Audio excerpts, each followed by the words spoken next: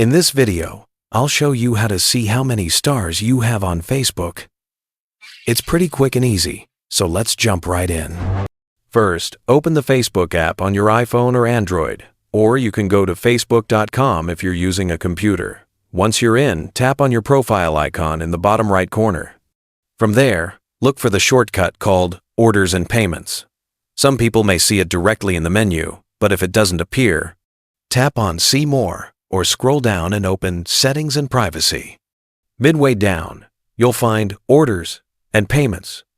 Tap on that, and you'll be able to see a section called Balances. Next to Balances, you'll see Facebook Stars.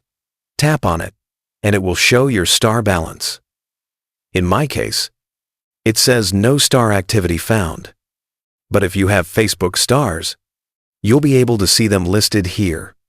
From this page, you can also manage your balance. You can withdraw your stars to your debit card or bank account if you want, and you can review your star activity.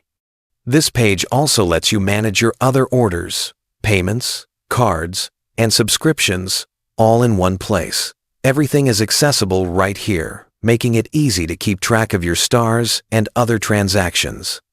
This is how you can quickly and efficiently see how many stars you have on Facebook and manage them if needed.